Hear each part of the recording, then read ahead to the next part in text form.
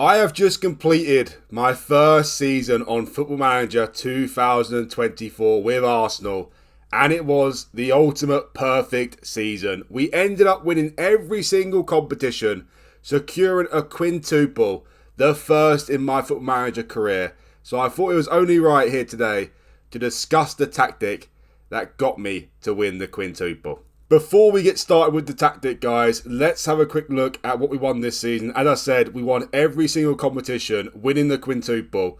We won the Premier League with 30 wins out of 38, securing 94 points in the end and a plus 81 goal difference. Not the biggest points tally you're ever likely to see. Obviously, you've seen teams get over 100 points in the past, but this is a new record for Arsenal in the Premier League. Their previous record was 90 points. And also, we all know how good Liverpool and Man City are. And we run out deserved winners in the end. Also, we scored 107 goals, I believe. No, 109 goals, sorry. We scored 109 goals in the league, including 10 against fierce rivals Tottenham. And we also only conceded 28 goals, securing that plus 81 goal difference. And of course, beating Arsenal's record for the most points in a Premier League season. Their previous record was 90 points in their invincible season. This time round, though, we got 94 points and won the league title fairly comfortably in the end. Also, we won the Champions League final. We beat Real Madrid 1-0 in the final, quite theatrically as well. Victor Osimhen, a winter transfer signing, scored the winner from the penalty spot in the 94th minute. So that was the game that actually secured the quintuple. That was very nice. We won the FA Cup final, beating Wolves in the final there. We also beat Brentford in the Carabao Cup final. And we started off the season by beating Man City on penalties in the Community Shield. So yes, the quintuple was secured. I'm pretty sure I've never won a quadruple, let alone a quintuple. I probably will never win a quintuple again in my lifetime. So this is why this is so important. And also, the tactic must have done something to secure us this quintuple, surely, right? Also, if we look at the data hub here for the Premier Division this season, the goals per game, 2.87 goals per game we averaged this season, which is incredible. Non-penalty expected goals per 90 is 2.44. So 2.87, we're performing above our XG, which is always a good sign. Conceded per game, we're not just good going forward, we're good defensively as well. 0.74 goals conceded per game. Expected goals against per game as well as 0.95. So again, that's a good thing. We're conceding less than we were expected to. So the goalkeepers have done really well. Shots per game is 19.29. Shots on target ratio, 43.66%. That is the only one that is below the average there. Pass completion ratio, 89.24%. And a tackle one ratio of 76.71%. So, as I said, can't get a much better season than this. 94 points in the league. Only 4 defeats in the season as well. 2 of them were to Aston Villa. So, be wary when you play against Aston Villa. That's all I can say. So, let's get to the tactic then. Let's see what I have set up for the season. Well, in terms of the tactic, I've gone with a 4-2-3-1 formation. And it's worth mentioning that I rarely changed from this tactical style. Only one game in the season I actually set up with a different formation. And that was away to Inter Milan in the Champions League quarter-final first leg, which we lost 3-1. I set up with a 3-at-the-back system in this game. Although saying that, it may have been a completely different story if Victor Osimhen didn't get sent off after 53 minutes. So we can't really judge that tactic too much. But in every other game in the season, I've played with the same formation. Only on a certain number of occasions, I actually switched things up. And that was against the big teams such as Man City, Liverpool, to name a couple. I changed from Zinchenko from an inverted wing-back on attack to an inverted wing-back on support. And also, when I played with Gabriel at centre-back, I changed him to a central defender on defend. From a ball-playing defender on defend, to a central defender on defend. And also, a couple of times, I changed the mentality from positive to balance. That is it. Other than that, 98% of the games I have played with exactly the same style. Also against some very weaker opposition, such as Luton, Burnley, for example, in the league, and some cup games. I changed the mentality from positive to attacking. So, the goalkeeper position, I set up with a sweeper keeper on support. Ramsdale and David Raya, both done really good this season for me. Ramsdale is my number one.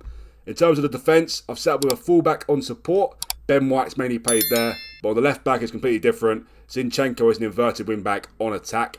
And in defence, I set up with 2 ball-playing defenders on defend as well. But in front of the back 4 or the back 5, I set up with 2 defensive midfielders. A defensive midfielder on support, normally Declan Rice. And a Segundo Volante on support, normally Thomas Partey. Odegaard's been playing as an attacking midfielder on support throughout the season. Saka as an inverted winger on attack on the right wing there. Martinelli as an inside forward on attack on the left wing and an advanced forward on attack. Gabriel Jesus was playing there before I signed Osimhen in January. I also signed Upamecano in January as well. So it's worth noting that I didn't make any summer signings at all. And I only brought in 2 players in January. And they definitely boosted the squad. But I feel like we still could have pulled off the quintuple without those 2 players. Maybe not without Osimhen. He obviously got the winner in the final minute of the game against Real Madrid. But Bukayo Saka was missing for the Champions League final. He takes the penalties normally. So who knows what could have happened there. Bukayo Saka could have been fit and he would still score the penalty. So this could have happened without any single signings at all. And already at the January point, we already won 1 trophy in the Community Shield. And we've almost secured our second one just a couple of weeks later in the Carabao Cup as well. In terms of the mentality, as I said, go with a positive mentality. 98% of the games. Against some poor opposition such as Burnley, Luton, Cup games, as I said, I switch up to attacking mentality. And only on a couple of occasions, towards the start of the season, when I was figuring out the team a little bit, I sometimes switch to a balanced mentality against the bigger clubs. In terms of in possession, I set up with a shorter passing, higher tempo, play out of defence, and run at defence in there as well. In transition, I've got to roll it out, distribute quickly, counter press and counter. And out of possession, I've got a high press, standard defensive line, and a trigger press much more often. So this is the tactic that led my team to the quintuple. It was rather incredible, it has to be said. If you want to check that out, you'll see it on my series, my FM24 Arsenal Beta series on my channel. So you're welcome to go check it out. And yeah, it worked out really well, as I said. I'm not sure if the tactic is a genius tactic or I just got ridiculously lucky. But the way I see it is we won every single trophy. It cannot be just a coincidence. Whether this tactic will work or not with other teams, I don't know. But for Arsenal, here in my Arsenal save, it has been absolutely sensational. Let's just pick out some few results here in the season, which I'd like to show you guys. Well, we started off the season, of course, by beating Man City in the Community Shield. We actually 1-0 down in this game through Haaland. Jesus got the equaliser, though, and we ended up winning the penalty shootout.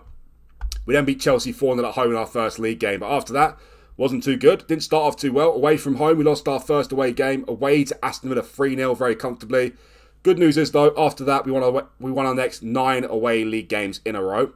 We also lost at home to Liverpool 2-1. In October, so it wasn't looking good at that point, but this period here was absolutely ridiculous, as you can see here. From losing to Liverpool on the 8th of October, we had some fantastic results all the way up until 3rd of February, where we lost away to Man City 1-0.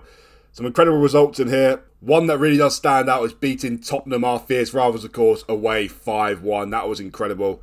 We also beat Man City at home 5-2 as well. Jesus with a hat-trick against his former team. We also got revenge against Liverpool, beating them 2-1 away from home.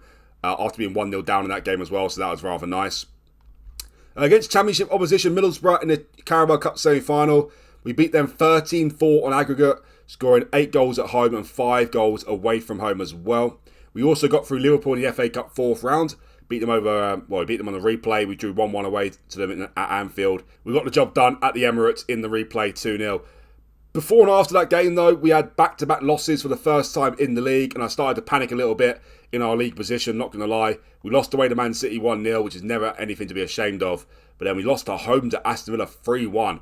They secured the double over us, Aston Villa, in the league, scoring 6 goals against us as well, which is rather disappointing. But we did beat them 6-0 at home in the Carabao Cup quarter-final. We also beat them 3-2 at home in the FA Cup quarter-final as well. So it's not like we cannot beat Aston Villa. We beat them twice, but we lost them twice in the league this season. We beat Brentford in the Carabao Cup final 3-0 very comfortably. That was very nice. We also came back from 3-1 down away to Inter to beat them 5-1 at home in the second leg after extra time to obviously go on and win the Champions League in the end. We also beat Man City 3-0 in the FA Cup semi-final at Wembley. Another fantastic result. We beat Man United at home 5-1 in the Champions League semi-final first leg.